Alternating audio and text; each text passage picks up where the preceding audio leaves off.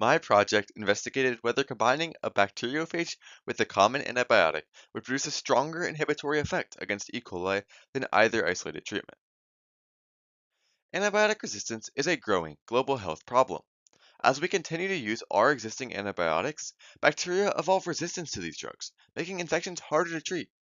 One promising approach is combination therapy, where two antibacterial mechanisms are employed in conjunction. In this project, I explored whether bacteriophage T4, a type of virus that specifically targets E. coli bacteria, could enhance the effectiveness of sulfamethoxyl trimethoprim, a commonly prescribed antibiotic treatment that inhibits bacterial folate synthesis and DNA replication. I hypothesized that bacteriophage T4 and sulfamethoxyl trimethoprim would act synergistically against E. coli to produce a larger zone of inhibition than either isolated treatment.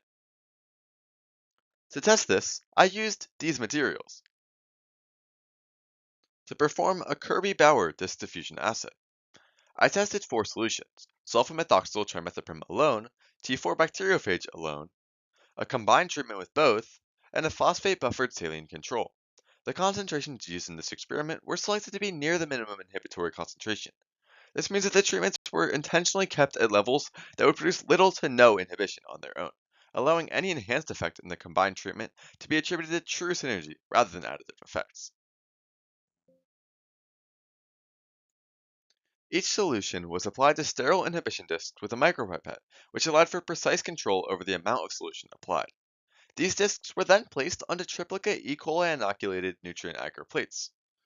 After incubation for 24 hours, digital calipers were used to measure the diameters of the zones of inhibition, enabling precise numerical data collection. During the experiment, standard biosafety protocol was followed. Here are my results. When examining these, it is important to note that the diameter of the inhibition disk, 6 millimeters, is included in the measured inhibition zone diameter, so the diameter of 6 millimeters means that there was no detectable inhibition. Here is a graph of those results, showing that the combined treatment significantly outperformed all other test groups.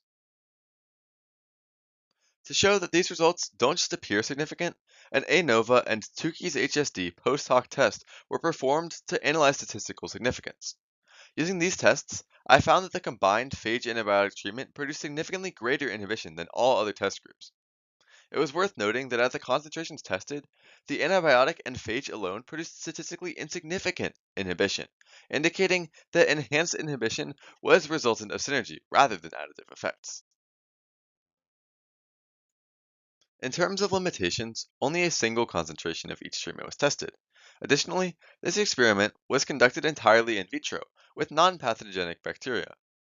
Future studies could explore multiple bacterial species, varying phage and antibiotic concentrations, or time-dependent effects to better understand the synergistic interaction highlighted by this study.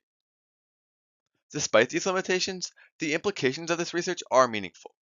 Phage antibiotic combination therapies may offer a way to improve treatment outcomes while reducing antibiotic dosage, potentially slowing the development of antibiotic resistance.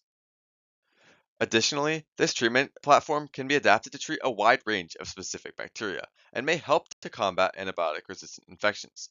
While this project is not a clinical study, it supports the idea that bacteriophages could play an important role in future antibacterial strategies.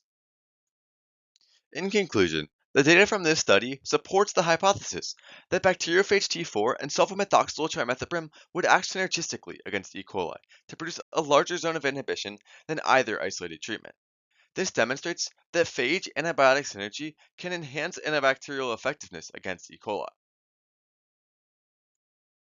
The results supported my original hypothesis, indicating a synergistic interaction between bacteriophage T4 and sulfamethoxyl trimethoprim.